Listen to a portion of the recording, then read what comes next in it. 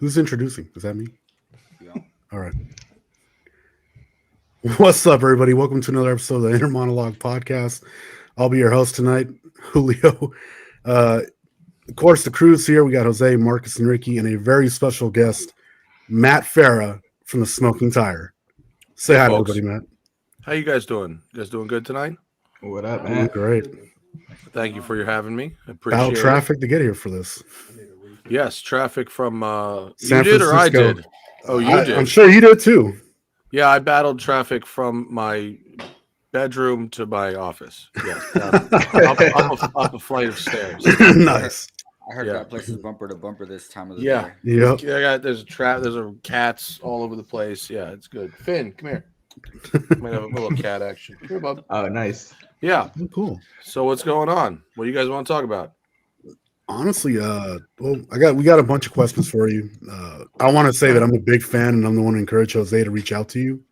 Well, thank you very much. I appreciate that. I know this sounds pretty corny, but I've been watching your stuff for like the last 10, 12 years, as long as I can remember. Like, That doesn't sound corny. I appreciate that. yeah, from like Garage 419. Oh, Like that's some of old the first, school. yeah, some Yeah, of those that's first very original old school. videos.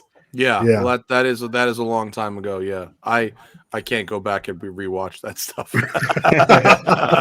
Yeah, that can is imagine. early. That's early. Yeah. But thank you. I appreciate that very much. Thanks for sticking around.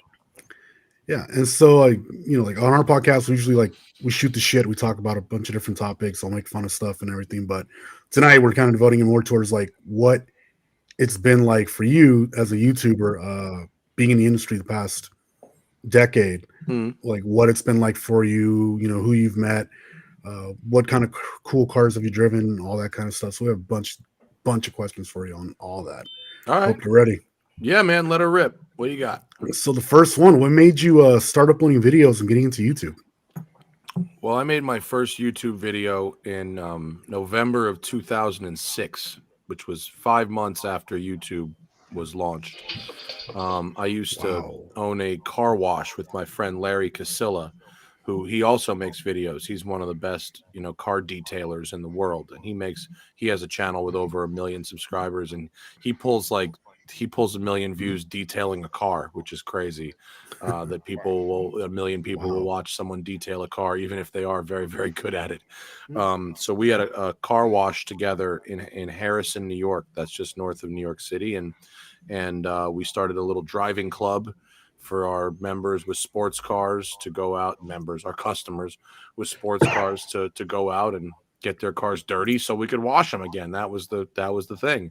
And then when YouTube launched, it was like, oh, hang on a second, we could make videos of these drives, and then people would see these cool guys and these cool cars, and then they'd want to come, be a customer and come drive in the driving club. So it started as promotion for our car shop, our car wash, and the very early videos are still on YouTube.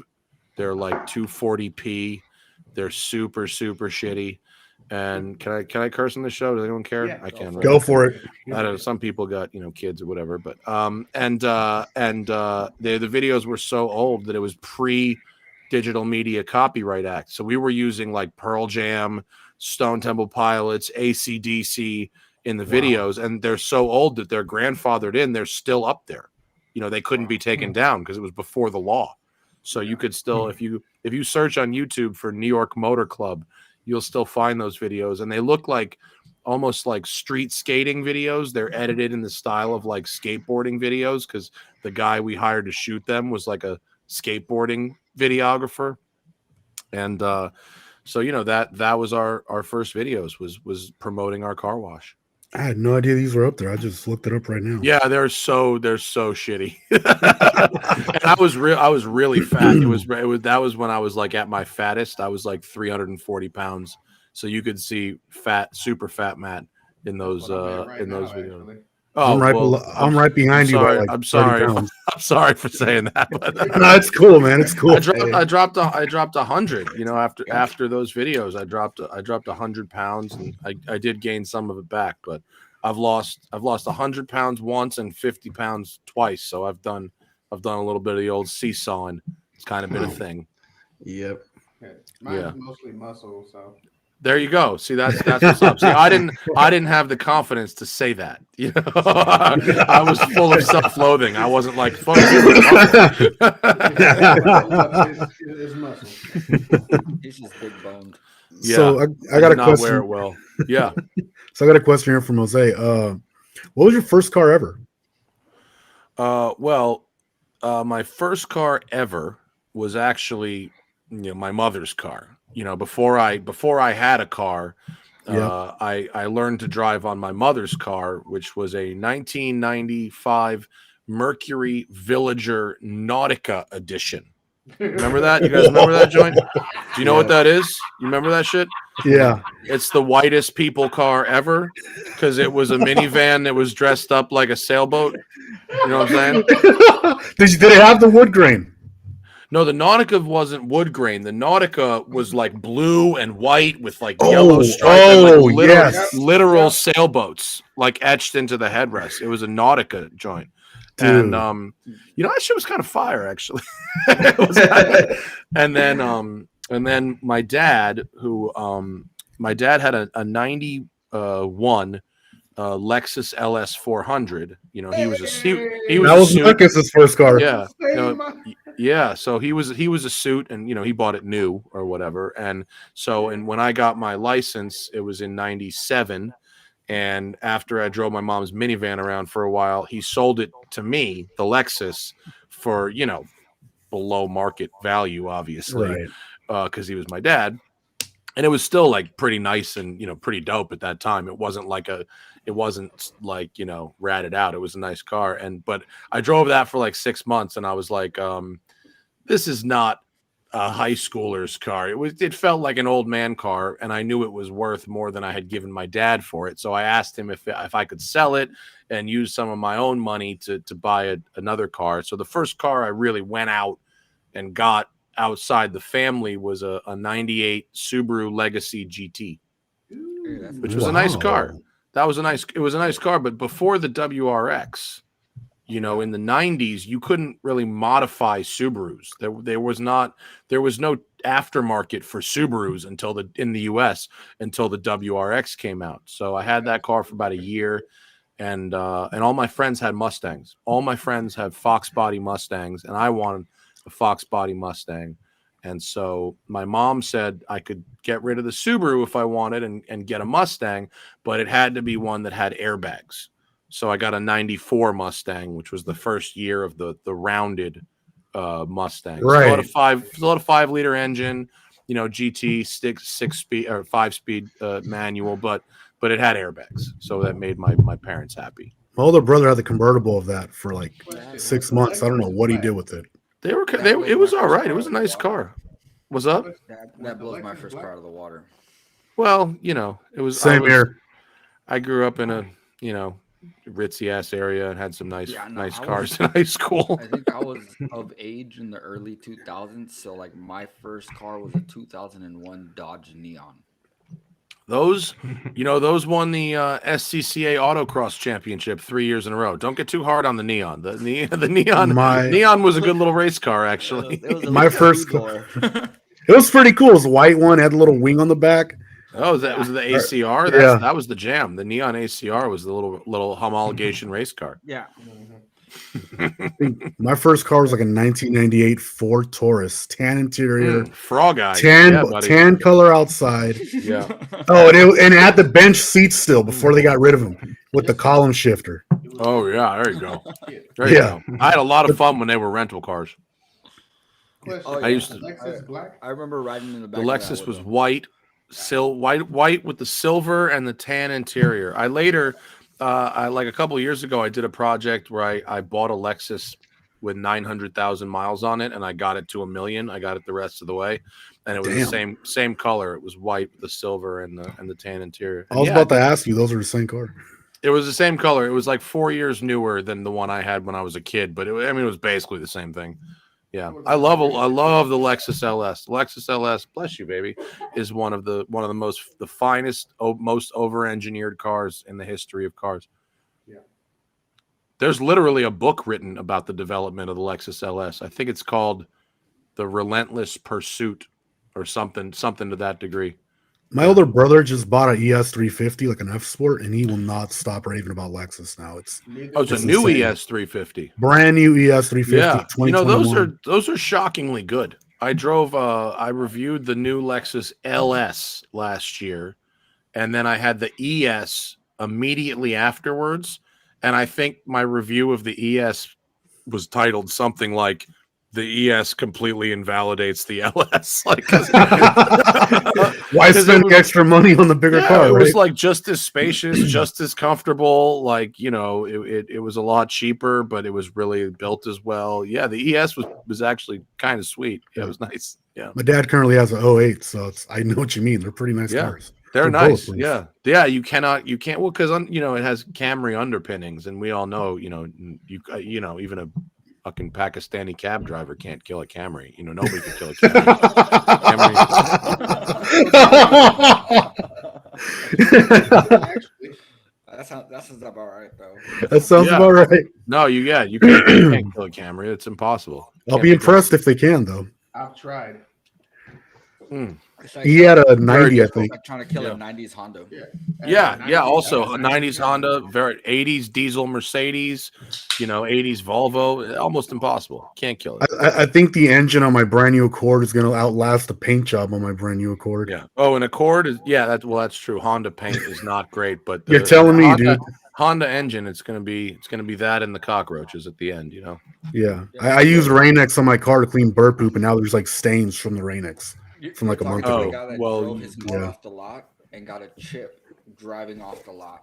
Yep. That fucker got stone chipped in the first like 3 days. Dude, I had a Porsche, this thing. It was a safari car, like an off-road Porsche, and I put a brand new windshield in it. And on the way home from the windshield shop, I cracked the windshield. Oh. I had to about face and go straight back to the I didn't even make it home. I went right back to the windshield shop. I think my windshield lasted 2 months before I finally cracked it. That's the only windshield I've ever cracked. Oh, this happened. When you got a new one, 3 days. My Dodge Charger, I had a 09 Charger SXT with the 3.5 V6. And Marcus was with me. I went, got the windshield replaced. So they got hit by a rock on the freeway. And I think like 2 days later, I got hit again. And at first, I was like, okay, this isn't too bad, right? And then like I hit a bump, and the crack just went. Yeah. And I was like, motherfucker, there goes another $300. Yep, glass sucks. Yeah. Yep. Cool. So what's next? First cars. Check. All right. Here's one of Ricky's questions. So, out of your personal cars that you've had or have at the moment, which has been the most difficult one for you to get your hands on? Did you own? To actually get? Yeah, to acquire. To actually get. That's an interesting question because none of them were particularly hard to get. Now, that doesn't mean I haven't had weird, rare cars. I have. But the ones that were tough to get because they were brand new and popular, like my Focus RS, my Ford Raptor, my Ford Mach-E. There's something in common with those. I have a good relationship with a couple of different car dealers who they don't give me discounts. All I ask for is for them to get me one of the ones, you know, the early ones. One of the first calculations for the car. Allocate. Yeah. And the cars that are really rare, like my Lamborghini Countach, I knew the owner.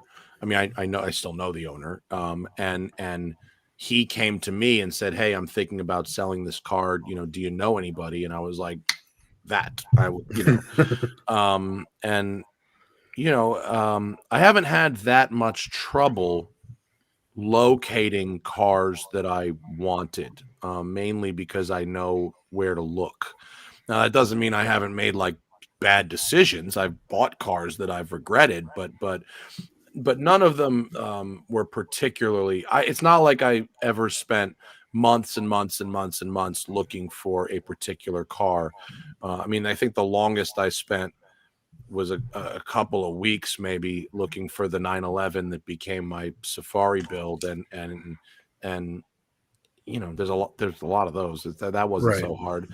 And my Ferrari 328, I had a guy who's like a car finder who just, they say what they say is he knows where the bodies are buried, and typically he works for people who are buying much more expensive stuff than a Ferrari 328. Not that that's not a lovely car, but he usually works up in the very, very rare, 7-figure range.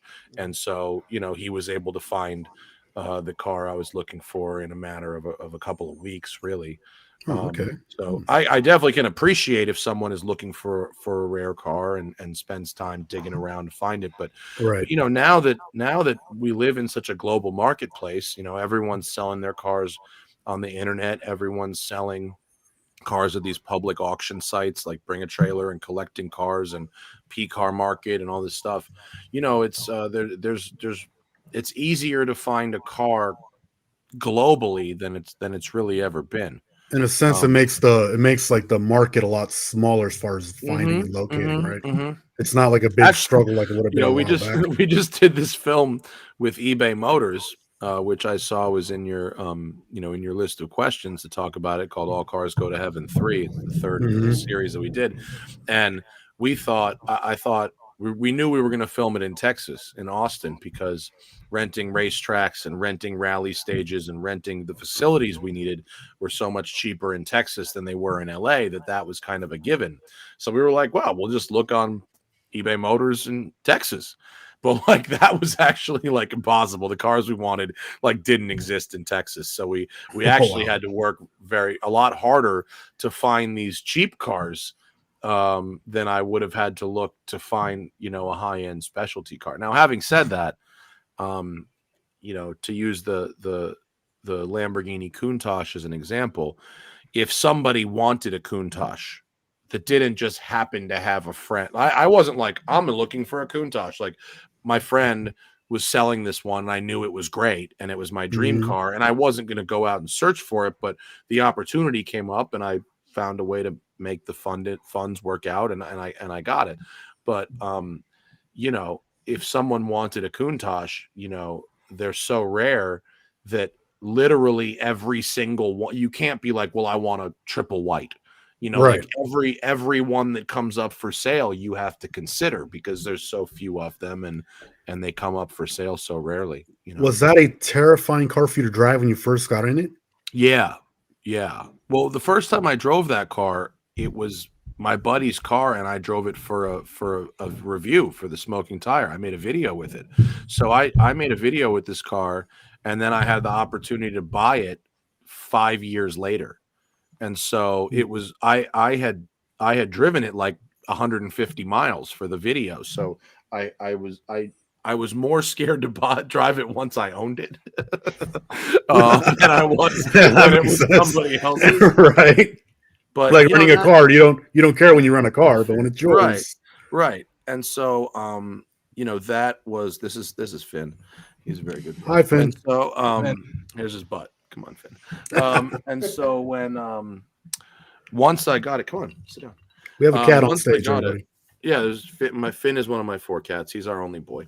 But he once I got it, it was very intimidating for a little bit, and then and then it wore off, and then I got used to it, and then it became really fun. So speaking of cars that are terrifying and intimidating to drive, what's the one car that you think stands out the most that has been the most terrifying for you to drive?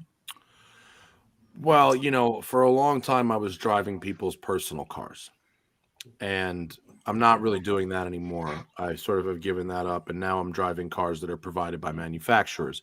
And cars that are provided by manufacturers are a known quantity. They've been gone over. The tires are good. The fluids are present. They're sort of a known quantity. When I was driving people's personal cars, there were some truly sketchy machines. I drove a dude's Pontiac Fiero that had a 750 horsepower Evo powertrain in it. Finn, can you sit down? Damn. It was really, and it was, it was set up by like a dude in his garage. It wasn't set up by some professional powertrain engineer, race car guy. It was set up by a dude in a garage. Finn, will you slow down, please? Come on. And Wow. and I drove a couple of those like exoskeleton cars, not like Ariel Adams, like cars where it was like an Integra floor pan that just had no body on it, just really poorly engineered garbage. And I drove a couple people's personal cars where halfway through the drive, they'd tell me something like, oh, by the way, the left rear brake isn't connected. Like just really. Oh, so if you're on a mountain road making that left turn, you might be screwed. Right. Like I'd hit the brakes and the car would pull to one side and they'd be like, oh, I know why it does that. And I'm like, and you brought it out here anyway? Like, and so in terms of like sketchy, like and scary, that might not have been what you were asking, but that's definitely been the sketchiest and the scariest. In terms still pretty crazy. In terms of pure, terrifying speed, I drove a Viper that made 2,200 horsepower and would do holy shit, and I did a 60 to 200 pull, in 5 seconds, and it was like, and it was just, menacing. Did you feel the G forces from that? Like, yes, 100%. Yes. I mean, it was an ACR, so it had a big wing, lots of downforce. It had drag slicks on it, and it would get the power down for sure. And I don't remember the exact 60 to 130 number, but it was fucking low. I mean, it was real. It was the fastest thing I've ever driven. Wow. And I drove the Hennessy Venom GT, which was incredibly fast. I've driven Koenigsegg's, but those didn't scare me because they were, built professionals built them and sorted, and they had lots of downforce, and they didn't do anything I didn't expect them to do. They just went really, really fast. That's amazing, but that's not scary. What's that, Marcus? You ever driven a Pagani? I have. I drove a Wyra once. It's a lovely piece of art, and they're nice to drive, but in pure driving dynamics, I prefer Koenigsegg. They're very, very, very nuts. Yeah. Marcus has another question to ask you, Marcus. Mm-hmm. All right. Have you ever driven the Aston Martin 177? I have not. No, it's a beautiful car. They're very, very cool. I own an older Aston Martin. I own a Vanquish, a 2003 Vanquish that has a manual gearbox conversion. So they left the factory with really garbage paddle shifters, and mine has a manual, which is cool. Nice. But I haven't driven a 177, but they are very, very beautiful cars. They have some really cool engineering, inboard suspension, and all kind of neat stuff. I've only seen maybe 2 or 3 of them ever. They're very, very rare. There's only like 77, right? There are 77, correct? Yeah. So here's my next question: what do you have planned for the future? So at the moment you have the car collector. I mean, at the moment you got the car collector garage, you got the podcast, you got you're always uploading videos and reviewing people's stuff and all that, and going to events. I mean, look, if you looked at my calendar is very, very busy for about 90 days, and then almost empty beyond that. Wow. So that's sort of how my schedule works. In the long view, I'm building a second garage because my West Side collector car storage is full. It's been a successful business. I'm glad it's doing as well as it is, and it's full. And so we need more space, and we need a second location. And so I bought a property by the Hawthorne Airport, which is where SpaceX and Tesla's design studio is, and it's like a private airport. And so I bought a property over there, and we're renovating a building there. It's about 15,000 square feet, and so we're going to be able to store about 90 more cars. Is it an old hangar? There. No, it's not on the property of the airport. It's about a half a mile east of the airport. Oh, okay. It's in that general area. It's just it's an old, it was like a factory or something. So it needs some renovation, but it's going to be really nice when it's done. So that's the only long plan. Beyond that, it's just review more cars, record more podcasts, keep that going. The media business is very much short-term plan. Like I said, the schedule is very busy for a couple of months, and then beyond that, it's nothing. Now, fortunately, I've been doing it long enough that I know that those days will fill up eventually, Right. And by the time I get to tomorrow, I have a very busy day, so it's not really a problem.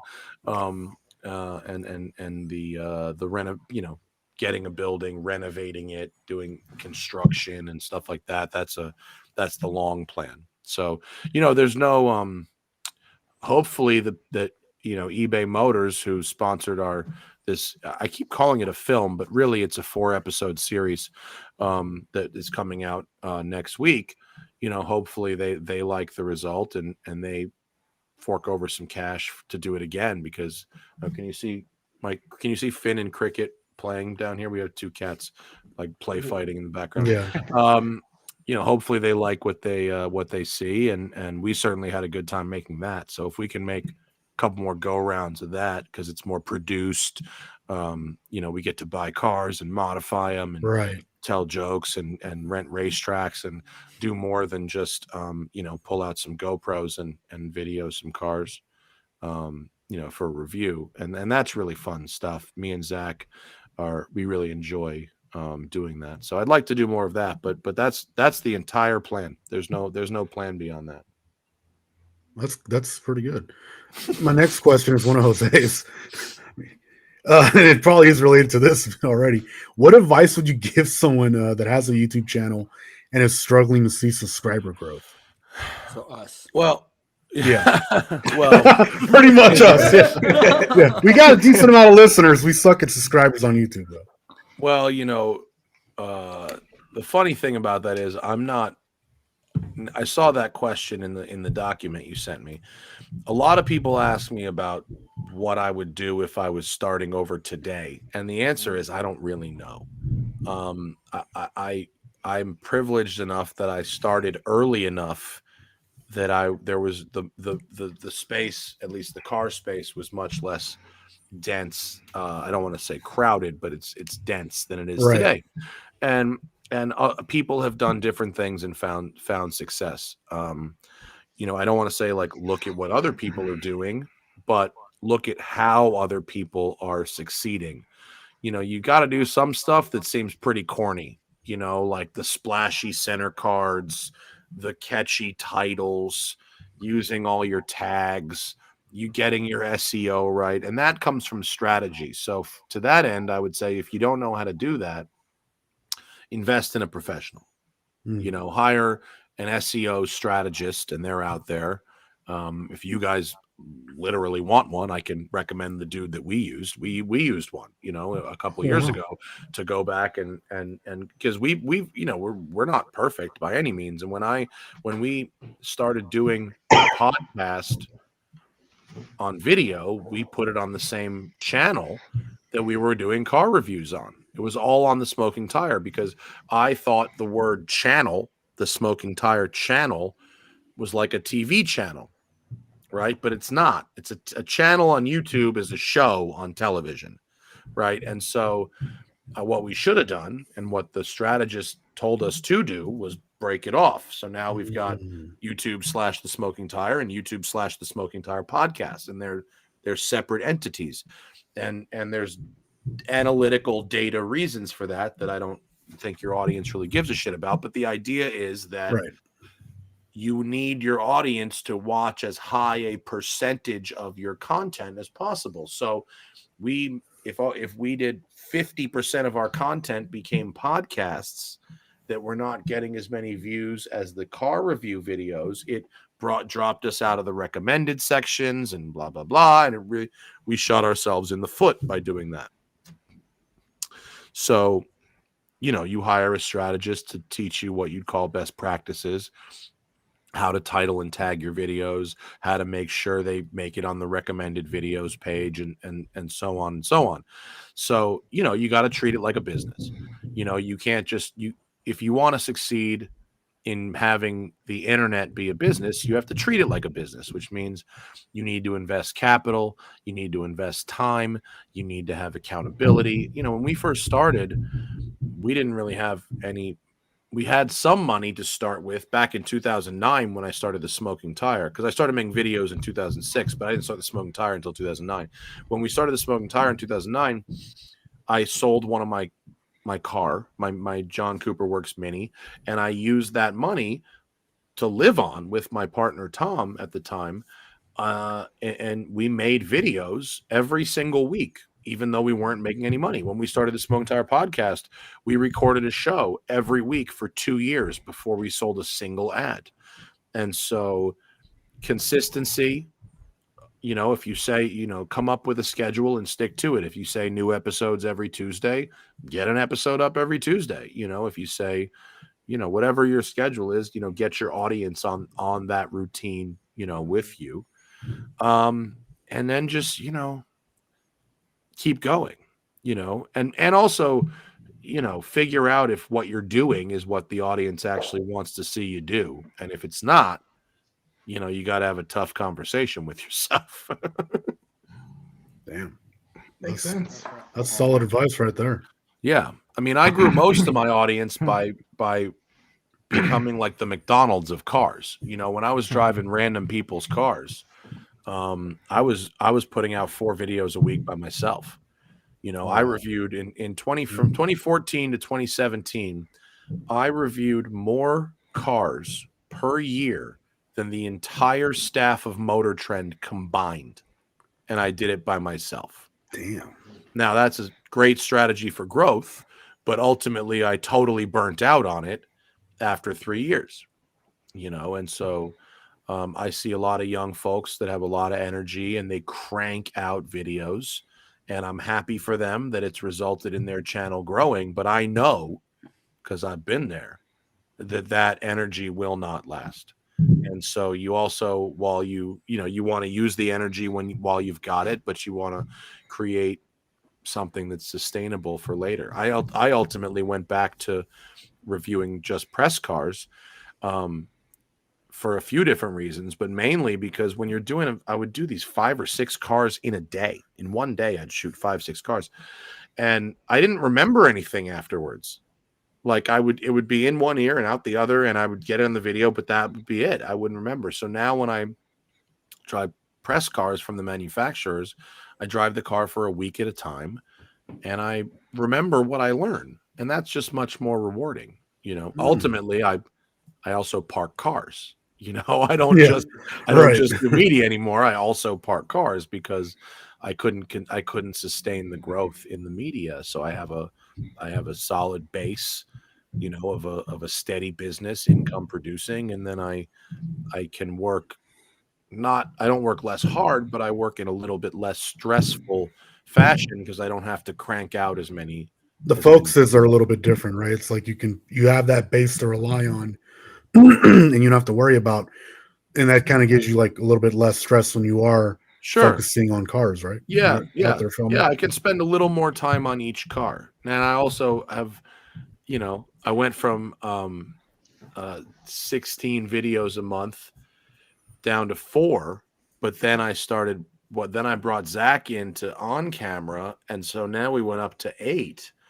And we're a little bit victims of our own success because now we're selling 8 ads a month, and we have to make 8 videos a month to satisfy the ad requirements. So in theory, it's like, well, if I don't want to make a video that week, I don't have to, except I sell the ad like 2 months ahead. And so, yeah, actually I do because I have an ad requirement.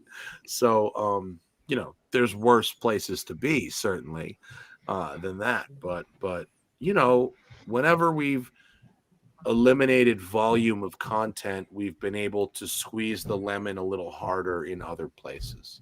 Right. I don't know if that's good advice for YouTubers. There might be some tidbits in there, but keep going. Make sure that what you're making is something people want to see. Stick to a regular schedule.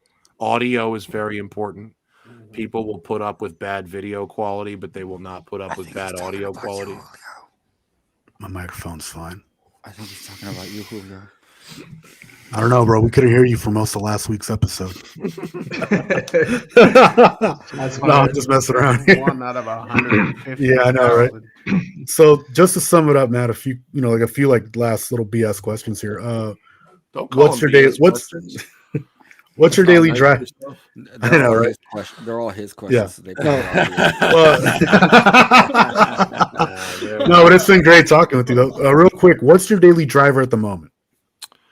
I don't really have a daily driver because I get a new car every week. I get press cars every single week. And so I have a bunch of stupid old cars. You know, I have my Lamborghini. I have an old Ferrari. I just bought an E46 BMW M3, which I guess isn't that old. Nice. But and I have a Vespa that I ride around to beat traffic. Really? Yeah, I love my Vespa. Wow. It's bright green and it rules. Man, I have to come down to LA and see that in person because I can't imagine. I'm very proud of my Vespa. I ride my Vespa all over the place. It's incredibly practical, and in California you can lane split, and we got traffic here in LA, and so when I need to get somewhere, and I don't have to carry a lot of stuff, the Vespa is incredibly useful.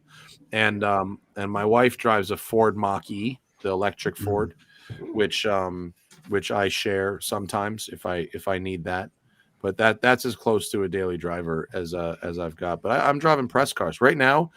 This week, my daily driver is an AMG GTR Black Series. It's ridiculous. Shit. Yeah, in orange, very subtle. Oh wow! Give it up to Mercedes for giving you a bright car driving California, right? Oh, it's cool. Yeah, it's cool. I'll definitely get robbed at gunpoint sometime this week. But besides that. I risk that every. Hey, you know what's funny? I risk that every day driving around San Francisco. Yeah, right. At least they'll find a car. Yeah, they will. On a boat, it'll stand out. On a boat to Russia. Yeah, right. All right, last question. Hold it up so we can. Last question. So pick it good. Oh, you're okay. It's all right. I'm not. It's not that hard. Go ahead. I got I think I got like 1 or 2 left. It's okay. Don't rush. It's fine. What is a car that has surprised you that you weren't expecting to surprise you? Like what's something you weren't thinking much of when you approached it, and then you're like, holy hell, you're blown away.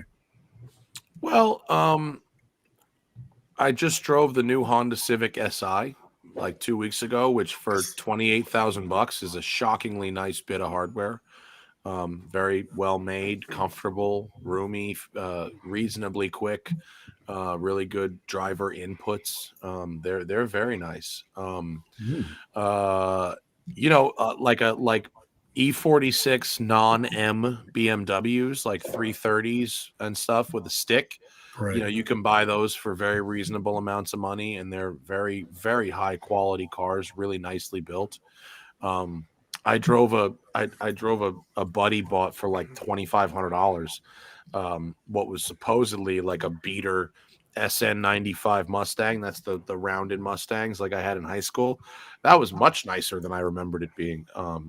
Last time I drove one. And going to say a Prius. Have you ever had an issue with a Mustang? I had a friend who had a Prius, and he was not into cars, but he loved his Prius. Man, he was dude. That's not into cars. Like a Prius is really nice. That's what I drive at work right now, man. That's like my vehicle at work. I hate that thing. I mean, I had a Chevy Volt, which is which I leased for 3 years, and it was fabulous. I mean, it was such a great car. I loved that thing. It was an appliance, but it was a lovely appliance. And I drove it in electric only mode like 95% of the time, and if I needed to go further, you had a gas motor there, and it was great. I really liked that. Most people don't give two shits about a Chevy Volt, but I thought it was a fantastic product.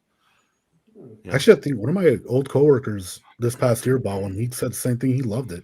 Yeah, they're awesome. They're really nice. Because they just because you get that 50 miles or so of EV only driving. And that was his commute. He'd plug it in at work when he gets to when he get to work, then he'd plug it in when he got home. Yeah, I mean, I had it for 3 years, and my cumulative average was like 190 miles per gallon or something. I mean, it was amazing. Yeah, it was great. Wow. It was a great little car, and no one gives a shit about those, but they're cool. Yeah, I respect the Volt. Yeah, honestly, I would appreciate that. I was impressed today. I have a Nissan Rogue, Oh yeah. And I spent half a tank going from Reno to my house in Hercules, California. And I don't know where that is, but is that good? That sounds good. It's like the edge of the Bay It's Area. about 197 miles. Over a mountain, right? Yeah. Yeah. Cool. Dude, Yeah, so that's I was actually just pretty good. that. Yeah. So if I could get way more range on a Chevy Volt, that would really be impressive. You can. Yeah, you can. We've done. I mean, my wife's Mach-E. I've seen 300 miles on a charge in that car before. So yeah. Damn. Yeah. Nice. It's good. That's Yeah, it's super good. good. That's halfway to LA from the Bay Area. Yeah, and you can stop in a variety of places if you're going from San Francisco to LA. There's a bunch of interesting places to stop and charge. Yeah, they're finally getting their game together with the charging stations. It's been a long, slow ride, but they're finally putting 150s and 350s in places, and it's getting easier to drive EVs. I just drove the new Taycan GTS, the Porsche, and it was awesome. So I actually just saw one of those today in San Francisco, and oddly enough, it had Texas license plates. Yes, not sure. Yeah, Yeah, that's not sure manufacturer. A manufacturer car would be Georgia plates for Porsche. That is just, you know what that is? That's someone who bought a house in Texas to not pay income taxes. Yep. That's what that is. That's what I was assuming when I saw it. I was like, this dude probably lives in the Bay Area, like rents an apartment and then drives us around. Yep. And I live in Texas. Yeah, and he lives in a tiny house in Texas, living economically and not paying taxes. The minimalist movement is still going. Right. Exactly. Matt, how do you feel about, like, you've obviously been in California for a while now. Would you ever leave California? Ooh. Man, it's tough. I like it here. I like it. Right. I like it here. I like it here a lot. Yeah. No, I know. LA certainly has its LA is not a perfect place. Bay Area is not a perfect place, but I like it here. I think the sunshine is free. Weed is legal, and it's very civil. And I have these beautiful mountain roads that I can film on, and I know very well, and I have a great relationship with the people that are in charge of patrolling them. That's key. And you get along with the chippies up there, huh? Yeah, I do because I might go a little quick in my videos, but I do it safely. I promote road safety, looking out for cyclists, staying on your side of the double yellow line, right? Stuff like that.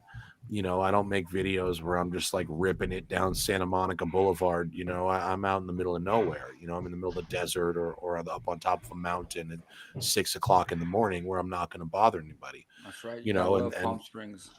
Yeah, and the cops are okay with that. They're they know what people do on those roads, and compared to a lot of people, I'm very, very responsible. So I'm very fortunate. I wish some Texans got the memo. Yeah, I mean, in Texas, they have their own things. They have 85-mile-an-hour speed limits on the highways, and they treat that shit like it's NASCAR. Yeah, I've roll driven race out there.